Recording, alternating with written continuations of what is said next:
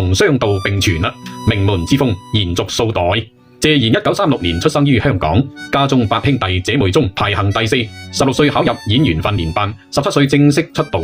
1955年加盟光藝影片公司，成為台柱。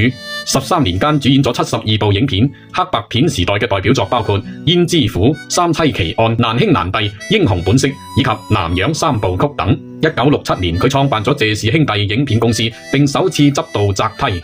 該公司產出咗唔少經典嘅文藝片，電影手法極具實驗性。具體代表作《鐵膽恩仇》1967年楚原導演，《冬戀》1968年楚原導演，《槍》1968年龍剛導演，《浪子》1969年楚原導演。謝賢銀幕形象代表作《擇梯》1972年謝賢執導，《明日天涯》1973年謝賢執導。1979年謝賢加入 TVB 之後，佢再次迎嚟咗事業新高峰。蕭十一郎令佢再度走紅，《千王之王》同《萬水千山總是情》就係 TVB 收視率最高嘅劇集之一。佢所扮演嘅楊鐵心嘅角色，亦都令人念念不忘。2001年，佢喺周星馳《少林足球》中飾演反派強雄，一句全部都係我嘅人，成為經典金句。2004年，謝賢獲得第9屆香港電影金紫荊獎終身成就獎。2019年獲得第38屆香港電影金像獎終身成就獎。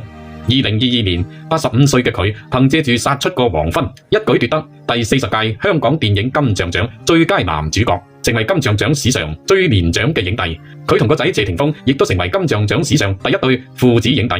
謝賢最讓人記住嘅，除咗作品，仲有嗰種貫穿一生嘅瀟灑。佢曾經講：男人一定要瀟灑，我行路嘅時候腰板永遠都係直嘅。70歲嘅時候，佢依然西裝筆挺，每日做柔軟體操，飲食節制。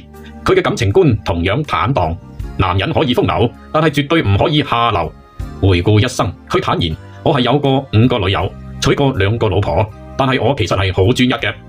而喺父親呢個角色上邊呢，佢晚年都感慨：我拍咗成100部戲啦，到咗呢把年紀先至明白，我呢世人最好嘅作品係終於學會點樣做一個合格嘅父親。佢用一句話概括咗自己嘅人生：我唔計劃人生，計劃太攰啦，我就係隨性而活。暮年嘅時候，佢坦然咁講：一切都過去啦，我已經老啦，開心又開心過，痛苦又痛苦過，咁做人仲夫復何求呢？佢呢一生瀟瀟灑灑咁嚟，瀟瀟灑灑咁過，亦都瀟瀟灑灑咁去，活得如此精彩豐富，亦都算係此生無憾啦。四哥，一路走好，你瀟灑嘅身影會長留我們心中。最後再解釋下廣州商團同公安維持會。廣州商團到底有乜嘢故事呢？陳炯明有乜嘢功績呢？